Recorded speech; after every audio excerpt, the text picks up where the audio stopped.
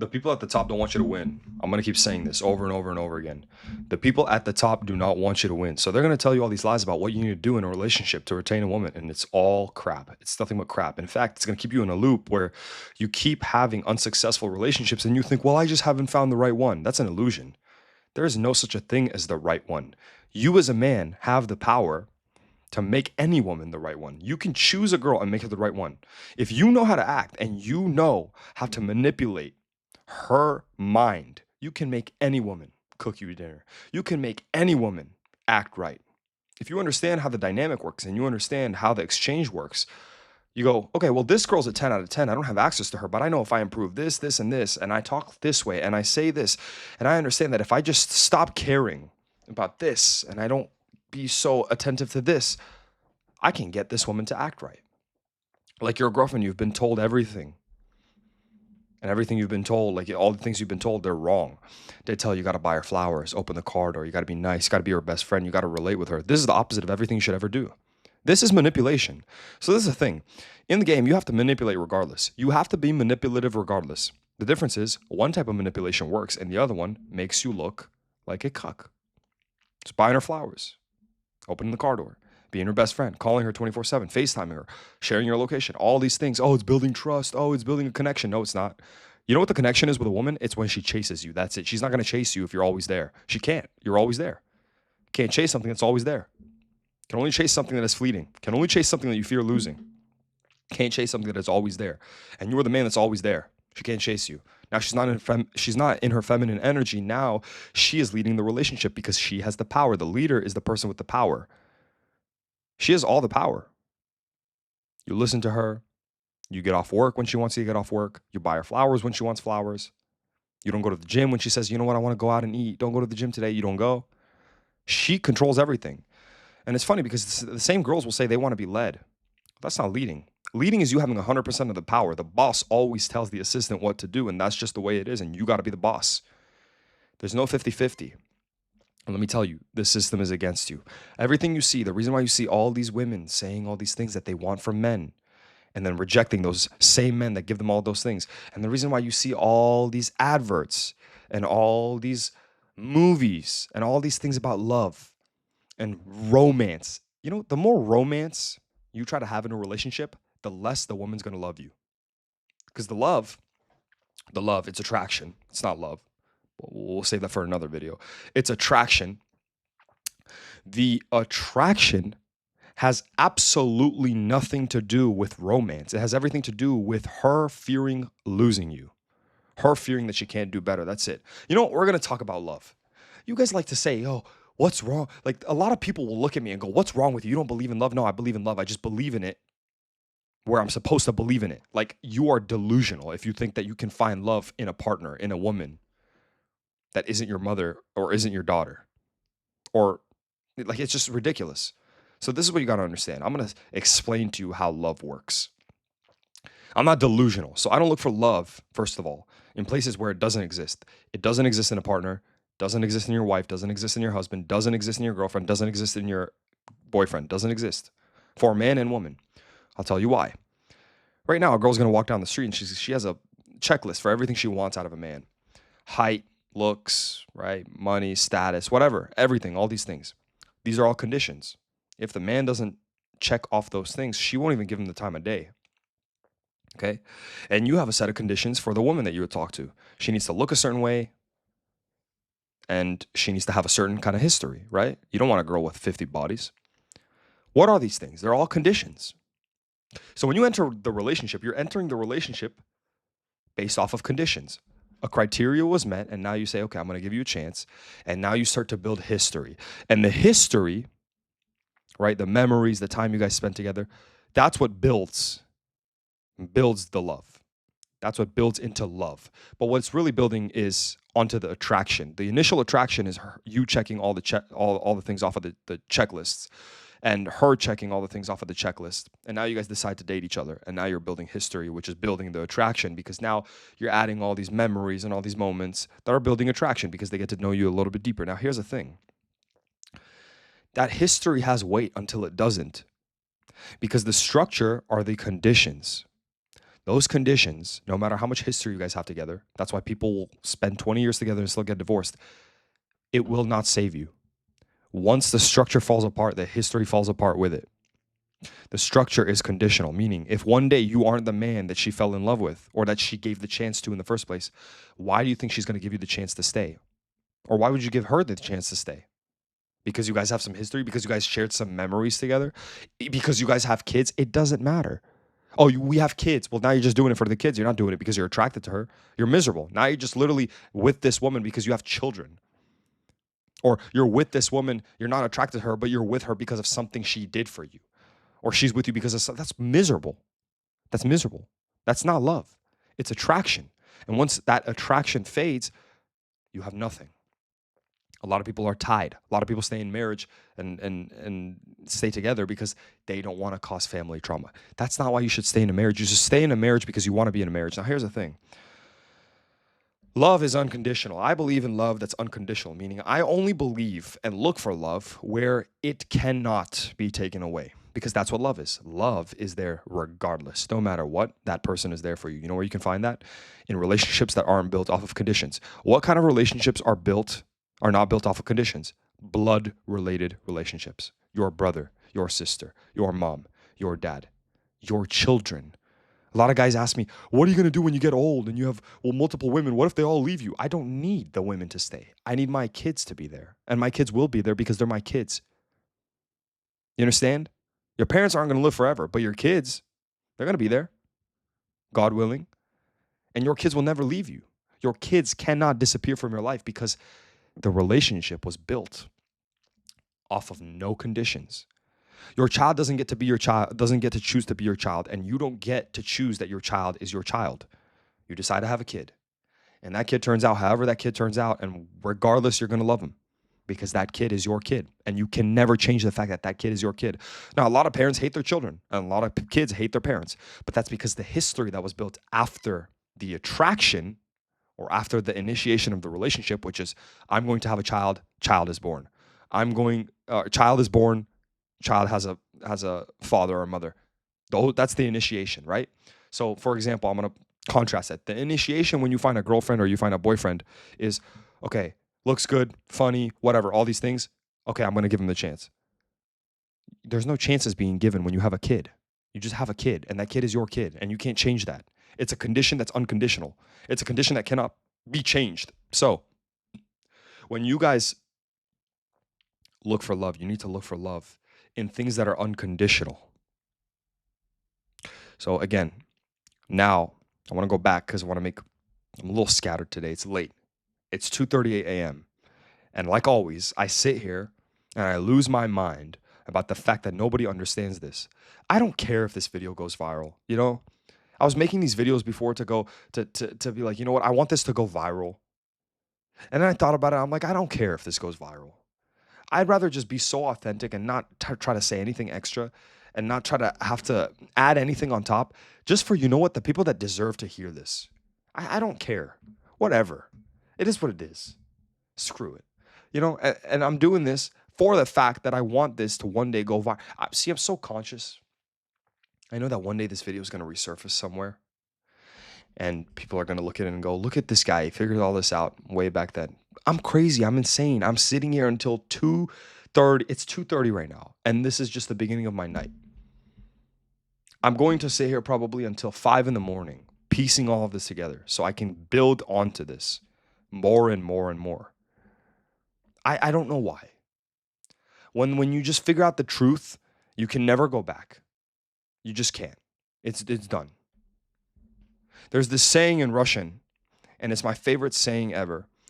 And it's called, and the way it goes is меньше знаешь, лучше спишь. And what it means is the less you know, the better you sleep. And it's the most truthful thing ever. And the funny thing is, I don't really have an issue sleeping. Honestly, I get my sleep in. But you can apply that in the sense that your brain is always moving. Like a lot of people are sleeping and they don't even know it. Like you're sleeping. You go to the club, you smoke, you drink, you're sleeping. You're walking around, you don't go to the gym, you don't have a routine, you don't have anything that you want to do in life, you don't have purpose, you're sleeping. You are not alive. You're asleep. You're unconscious. Right? Because what is sleeping? Sleeping is unconsciousness. Consciousness is being awake. Awake. That's why they call you, they say when you're awake, like wake up, wake up, wake up, wake up. Like when you're not paying attention or when you're not doing. So that's what it is. So I think that saying can be applied, right? Makes sense. The less you know, the better you sleep. And it's like all these people are sleeping and they don't even know it. They're sleeping so good that they don't even know that they're sleeping. They don't even know it. And it's because they don't know anything and they don't sit here and try to sit in their thoughts and figure these things out. And they don't sit here and try to loop everything around and understand what the world is about and understand how they can contribute. That's what your job is. Your job is to contribute. Contribute. Do something. Teach someone something. Help someone. But don't do it to help people. Don't do it to help. Do it for yourself. That might sound selfish, but it's the most selfless thing you can do. Be narcissistic. Care about yourself over everybody else. Because what that allows you to do is become powerful. And what power is freedom. And the more power you have, the more freedom you have. And the more freedom you have, the more power you have. And what happens is you become the most powerful man on earth. And if you're the most powerful man on earth, well, you have the freedom to take care of whoever you want to take care of. And now all that selfishness where you were narcissistic and you prioritize yourself and you only did what's good for you, now what happens is you're so powerful because you always put yourself first that now you can help other people around you and be more selfless than the guy that believed in all this crap, which is equality and being in the middle and all this crap. And his whole life is a lie. And he never prioritized himself because he wanted to be a nice guy. That guy can't even take care of his parents because he never did anything interesting or special to the point where he now has the resources or the tools to be able to take care of the people around him. So what? For you to win, somebody has to lose. That's what it is. There's no middle. The middle is an illusion. The middle was created by society. You got to do this, but you got to do that. There's right and wrong. There's no right and wrong. There's winning and losing. That's it. For you to win, somebody's got to lose. Why are you going to feel bad about that? That's how life works. It's survival of the fittest. I don't even know where the hell I was with this. I'm going to upload this. I don't care. Whatever. I was talking about love. You guys need to look for love in places where it will always exist because love is the most powerful thing and you never want that power to be taken away from you. So you can love yourself. You can never take yourself away from yourself. You didn't choose to be in this body. You were just born with the body and the soul and the mind that you have, your intelligence and the way you look. You didn't choose these things. Bang. Love that's unconditional. You can never, because the relationship wasn't entered based on any conditions. You are you and you can't change that. Love yourself. Second thing, God. God's always there for you. God isn't going anywhere. Love God. Third thing, purpose. Nobody can take your purpose away from you. They can't. They can't. Purpose. Something bigger than life. God, purpose. Something bigger than life. Love that. Your parents. Love your parents. I was talking about this, making this point. A lot of people don't have a good relationship with their parents. A lot of parents don't have a good relationship with their kids. It's because the history is important. The structure is very important, but the history is built on top of the structure. And this is the thing. If the history is negative, like you didn't have a good upbringing, of course you're not going to love your parents unconditionally. When you have a child, or when your parents have you, they are now given a chance to build unconditional love, and it's built off of history. If your parents take care of you for 20 years and do everything for you, and they're right, they do right by you, and they take care of you, and they give you all the love in the world, you will never forget that. You can't delete history. You can't take it away. So you will always love them for that. And the thing is, the relationship can't fall apart because the structure, it doesn't even, like the structure is unbreakable because it was built off of something that wasn't conditional, which is they're your parents and you're their child and you can't change that. It's a condition that can't be changed. So it makes the relationship unconditional. And that history, you can't erase the history. So it always stays there. Versus if you find a partner like a boyfriend or a girlfriend, you can build a history. That will raise attraction. It can get you to a point where you're really infatuated with that person, but it's not love because it's not unconditional. Because the structure was built off of height, looks, money, status. And if those things crumble and fall apart, that person isn't going to be attracted to you anymore. Because remember, that's what they entered the contract. That's what they entered. That was the agreement. That shit falls apart. The history falls apart with it. That's what it is. So you guys have been sold this lie where, oh, you're gonna find love in a partner, or you're gonna find love in a wife. You gotta have married. No, they want you to stay weak.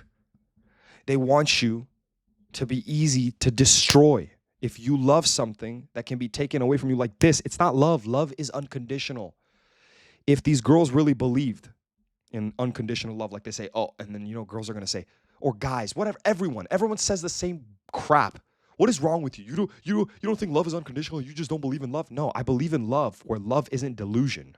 I believe in love where it's actually love, not attraction. These girls then prove my point, and these guys prove my point when I say, I'll tell a girl, well, so would you stay with a cheater? No. So how's it unconditional? First, you told me that you believe that love has to be unconditional, meaning the guy's going to be there for you no matter what, and you're going to be there for him no matter what. And then I go, well, would you stay with a cheater? No, which, by the way, we all know she would, right? If you dealt with it the right way. Because we all know it's not about, women love cheaters. It's not about, you guys know this. It's not about the cheating. It's about how you deal with the confrontation. But they filter, right? So they'll say no. No, I wouldn't.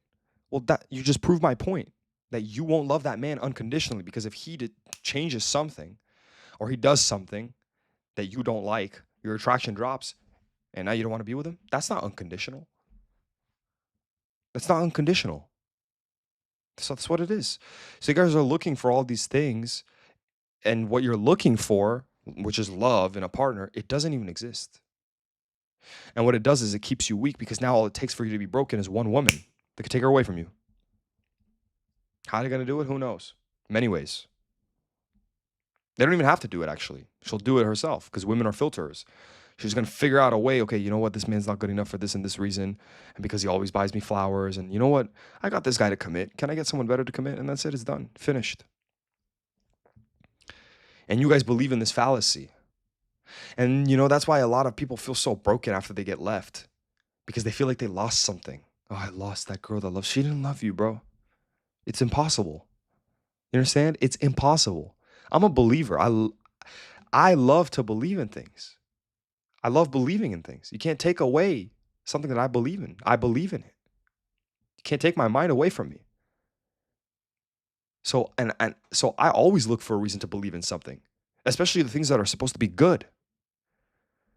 So when I'm telling you this, I'm coming from the bottom of my heart. When I tell you that she doesn't love you and that it isn't anything other than attraction, if it was the other way around, I would have no reason to go against it.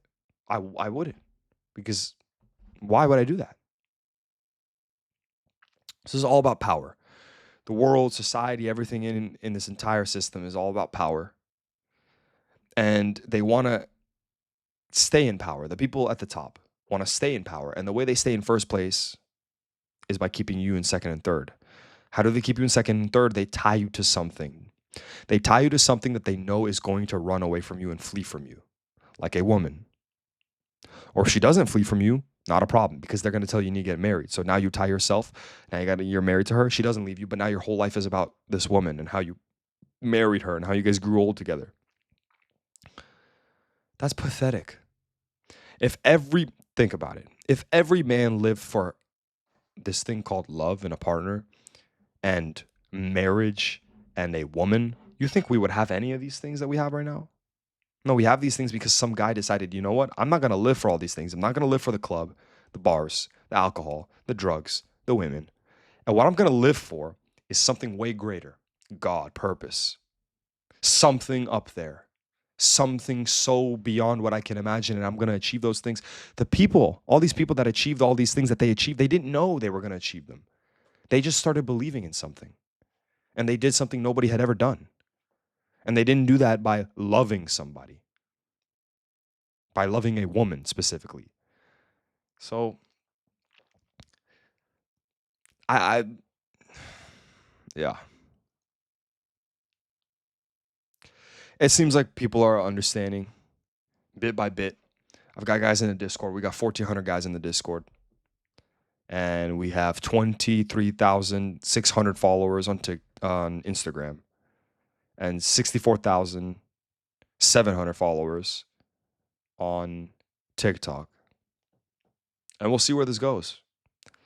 I don't think there is anything that is more truthful than this. And let me tell you another thing. This will make everything obsolete. You know all these guys, they like these e-com dudes. They all try to be everybody. All the young dudes these days are trying to do e-commerce. They want to make money. And the only reason they want to make money is because some girl left them. And now they're trying to make money because they want to prove that girl wrong. Or they want to get that girl back. Or they hope that after they make money, that girl's going to look at them and go, oh, I want him back. Which is not the way it works. Meaning, people don't even care about money. Money doesn't mean anything. The only reason all these guys are trying to make money is because they want some girl back. It's going to make everything obsolete. I'm going to bankrupt all these course sellers. That's my goal. Because they're selling you a scam. Yeah, make money. Make money, your life's going to change. No, it's not. No, it's not. What, do you think now because you drive a Ferrari and you have a Rolex, girls are going to throw themselves at you? You don't know how to retain a woman. Attraction is one thing. Yeah, of course. You got a Ferrari, a girl's going to want to talk to you, get on a first date. If you don't know how to control what's up here in the crazy mind of a woman, second date ain't happening. It's just a fact. It's not going to happen. And that's why these guys are paying for all these things in the first place. Throwing all this money at all these courses to try and make some money, hoping that that's going to allow them to get a girlfriend. And that's just not the way it works. Look at all these e-commerce dudes. They don't have any women around them. If they have a girl, she's there for one day and then she's gone. You never see her again. And it'll bankrupt all these flower shops. I'm going to bankrupt all these flower shops. I'm going to bankrupt the entire system of romance. I'm going to do that too. Romance and all this crap, marriage, wedding rings. You know how much money they make off of wedding rings? This is all business. It's all power. Being sold.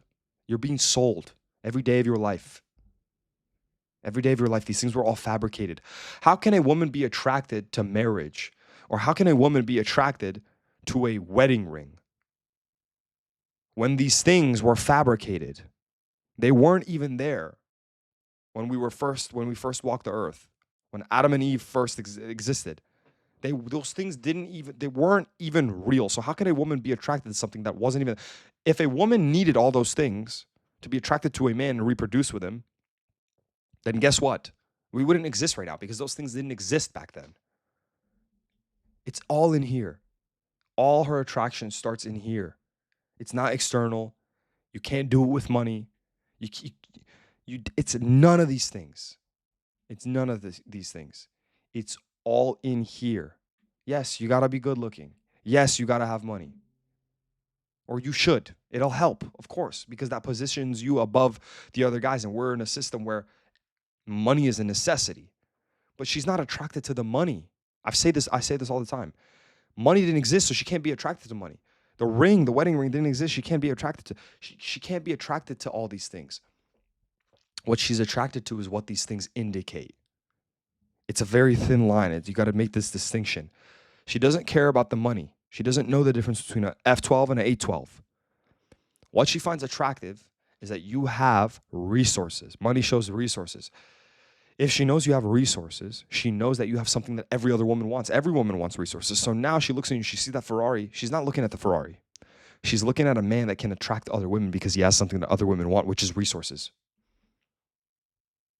A woman's attraction is based purely on how many options you have. And that Ferrari indicates that you have options.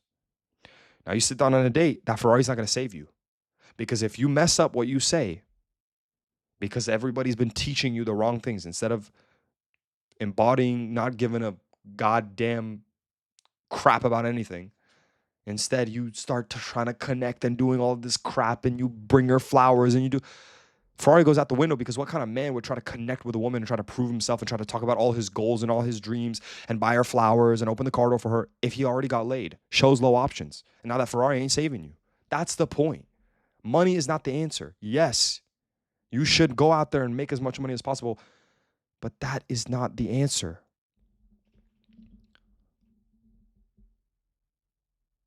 So debunking the lies, one step at a time. One step at a time. Why has nobody else figured this out? Why? Why is nobody else talking about this? Why does nobody have a whole, there's dudes talking about money. Yes, there's red pill guys. I hate the red pill, because these dudes will also tell you it's about money. It's about looks. Black pill. It's about looks. But they make that the definitive answer. No. Why do all these things matter? Tell me why they matter. You can't tell me why they matter. Why is money attractive? Oh, because you can take her out and you can take her on a trip. Why is that attractive? Tell me why taking her on a trip is attractive. You can't. Why is the shape of your nose attractive to her? Oh, it signals that the offspring is gonna be like, okay, but why? Why?